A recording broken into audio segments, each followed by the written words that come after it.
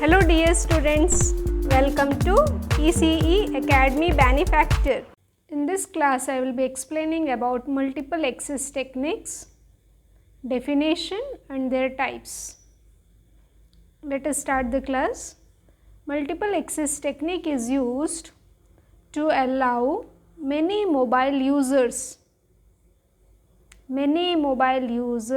to share simultaneously a finite amount of radio spectrum. So, what is a radio spectrum? You can imagine it is a radio frequency band where number of frequencies are available. So, this is a frequency band or a radio spectrum. So, in this radio spectrum number of frequencies are available. So, what multiple access technique is doing? Multiple access technique is used to allow many mobile users to share simultaneously a finite amount of radio spectrum. Suppose F1 frequency can be used by n number of users, F2 can be used by n number of users. So, many mobile users can share simultaneously a finite amount of radio spectrum. We can say bandwidth radio spectrum. Okay. Radio spectrum can be shared simultaneously either through time, frequency and code. So, how the radio spectrum is shared? Depending on it, the multiple access techniques are divided into three categories: time division multiple access, frequency division multiple access and code division multiple access. Coming to frequency division multiple access technique, in this the frequency spectrum is divided into frequency bands. The given frequency is, suppose this is a frequency spectrum, x axis is frequency. The frequency spectrum is divided into frequency subbands. This slot of frequency is known as frequency subband or frequency band. The frequency spectrum is divided into different frequency band. Each user is allotted unique frequency band. The frequency spectrum is divided into different frequency bands and each frequency band is allotted to each user. Each user is given a unique frequency band. U1 is user 1, U2 is user 2, U3 is user 3. So, user 1 is given unique frequency band of F1, user 2 is allotted unique frequency band of F2, U3 is allotted F3 frequency band. So, in FDMA the frequency spectrum is divided into different frequency bands and each user is provided a unique frequency band. Okay. So, between each frequency band guard bands are provided. Guard bands are used to avoid the adjacent channel interference. If due to any overlapping, if any disturbance is occurring due to interference, that will be provided by providing guard band. Okay. So, guard bands are provided between adjacent frequency bands. As a result, interference is reduced. That is, between two adjacent frequencies, they will not overlap with each other due to the two adjacent frequencies will not overlap due to this guard band, hence interference is avoided. So, FDMA, the best quality is interference is avoided due to guard bands. Here the frequency spectrum is divided into different frequency band and each user is allotted a unique frequency band. What are the coming to the features of FDMA? The first is limited number of users. Why? Because if the frequency spectrum is divided into 500 frequency bands, then only 500 users can be able to use it, because each user is allotted unique frequency band.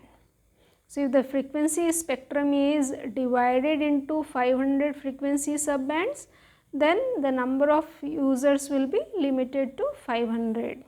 So, depending on the number of frequency bands, it is the number of users are getting limited. So, limited number of users features. Second point, carries only one phone circuit at a time.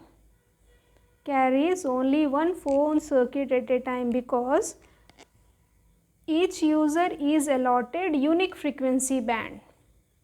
Okay. Third point, if a channel means the frequency band, subband is not used. Suppose if you look at this diagram, if the frequency band F1 is not used by the user U1, what happened? The user 1 is not using the frequency band F1. What will happen to this frequency band? It will be left idle. So, if a channel or frequency band is not used, it is left idle. If it is left idle, what will happen? There is frequency wastage, which results in wastage of frequency band. So, at one particular time F1 is not used. It means it is results in wastage of frequency band. Okay. So, depending on the requirement, the user may use the frequency band or may leave it idle. So, these are the features of FDMA. Limited number of users, carries only phone circuit at a time, one phone circuit at a time, and wastage of frequency band occur if the channel is not used. Okay. In FDMA, frequency is segmented into different frequency subbands. Each user uses different frequency bands. FDMA is an analog technique, analog type, and is the oldest one. So, this is one way of representing FDMA. So, here the frequency spectrum is divided into number of frequency bands. Here it is divided into 4 bands, frequency band F1, F2, F3, F4. F1 is given to user 1, F2 band is given to user 2, F3 band is given to user 3, F4 band is given to user 4. So, each user is given a unique frequency band in FDMA. Interference is not occurring due to guard bands. So, next technique is TDMA. What is TDMA stands for? Time division multiple access. In time division multiple access, time is segmented in different time slots.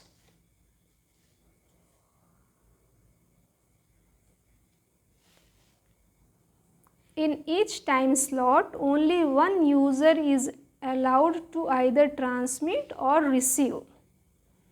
So, here the time is segmented. In FDMA, the frequency spectrum is segmented into frequency bands. Here the time is segmented. TDMA is a digital technique and is used in GSM. FDMA is an analog technique. FDMA is an analog technique and is the oldest one, FDMA. TDMA is a digital technique. So, how it is done here? It is shown. Here the time x axis is having time, the time axis is divided, is segmented into segments T1, T2, T3, T4. This T1 segment is given to user 1, T2 segment is given to user 2, T3 is given to user 3, T4 segment is given to user 4. Okay. So, in this way the time is segmented and each time segment is allotted to each user, and it is a digital technique. So, coming to features, and it is a burst transmission. BURST, burst transmission means all of sudden, means it is not a continuous transmission. Data transmission in TDMA is not continuous but is burst transmission. Suppose here the time is segmented, this time is given to user 1 for transmission.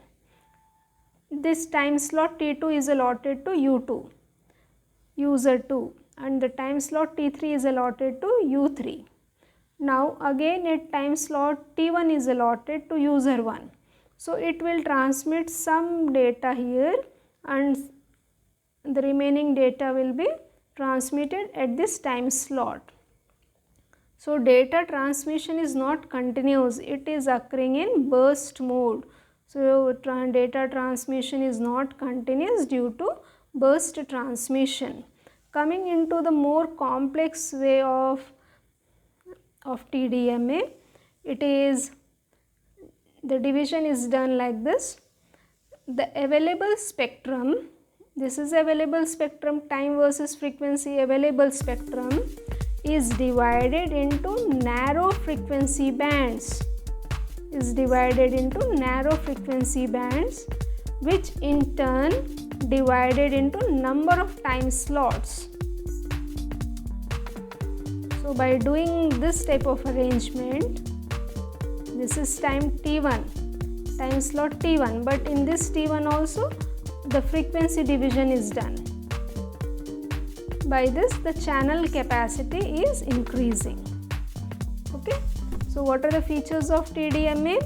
Single carrier frequency is used by several users. So if you see this one, so here user U1, U2, U3, U4.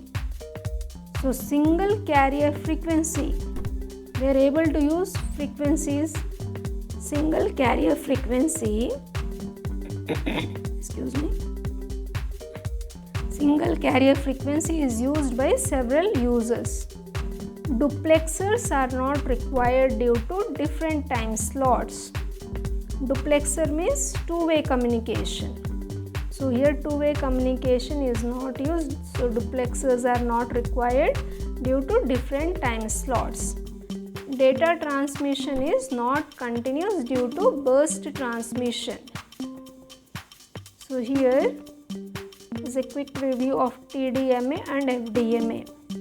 FDMA stands for frequency division multiple access, TDMA stands for time division multiple access. In FDMA, frequency spectrum is divided into frequency bands, is segmented into frequency bands, and whereas in TDMA the times is segmented into different time slots T1, T2, T3, and each time slot is allotted to user 1, user 2, user 3, whereas here each frequency band F1 is allotted to U1, F2 frequency band is allotted to user U2, F3 frequency band is allotted to U3. FDMA is an analog technique, is the oldest one. TDMA is a digital technique and is used in GSM. Next technique is CDMA, code division multiple access. In CDMA, the narrow band message signal,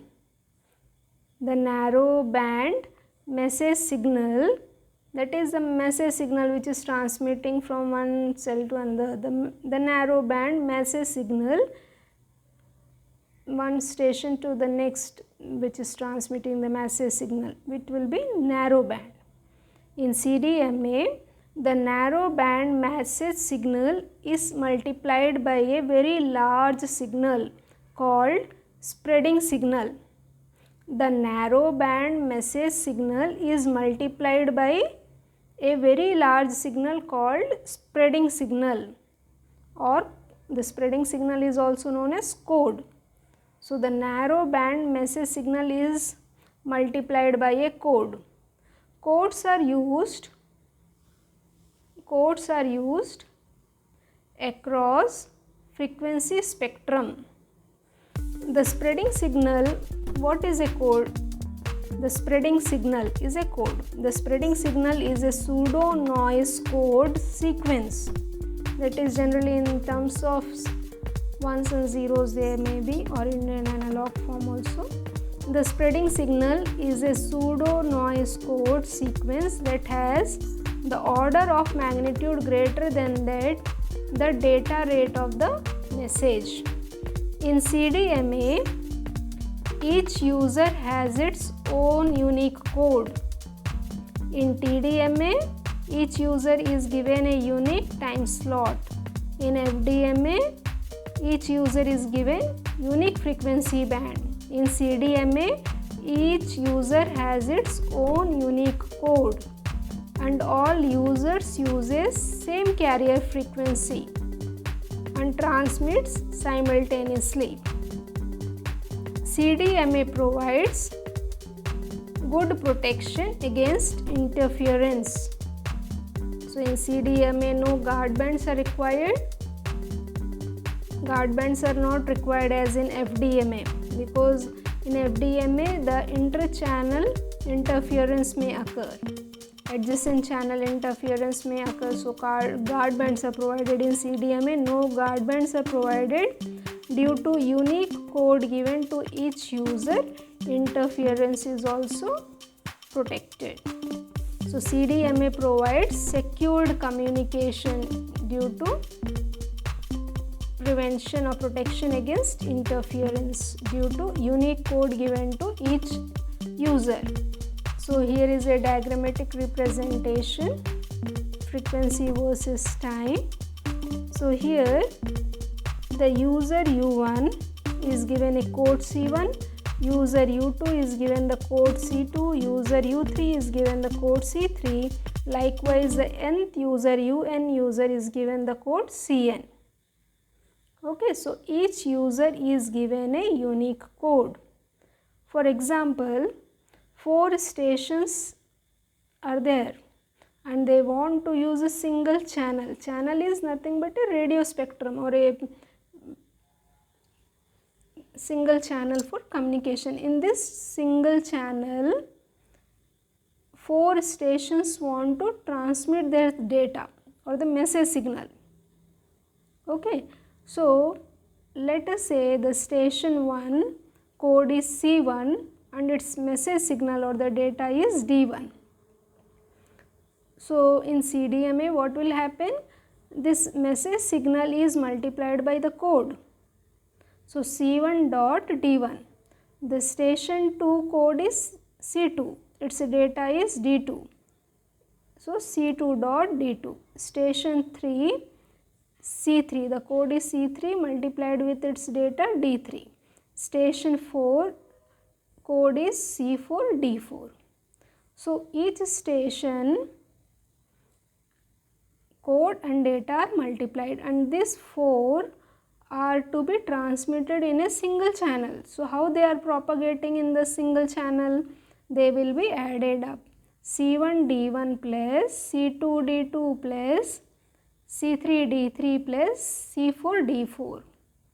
So single channel communication for different stations using CDMA technique is explained by this diagram. So how CDMA, that is here number of users are able to use the same channel at a time with a unique code. Okay, so single channel communication for 4 different stations is explained here. So what is the summary here? The 3 multiple access techniques are FDMA, frequency division multiple access, TDMA time division multiple access, and CDMA.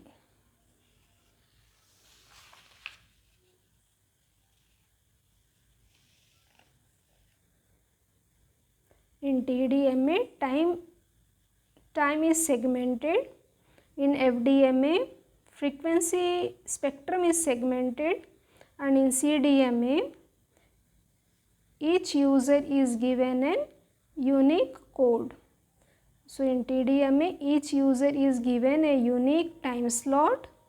In FDMA each user is given a unique frequency band, and in CDMA each user is given a unique code. So here no guard bands are required. FDMA requires guard band, and in TDMA also no guard bands are required. So multiple access technique is used to allow many mobile users to share simultaneously a finite amount of radio spectrum. I hope you have understood the class. If you have any queries, you can post in the comment section. Good luck, students. Thank you.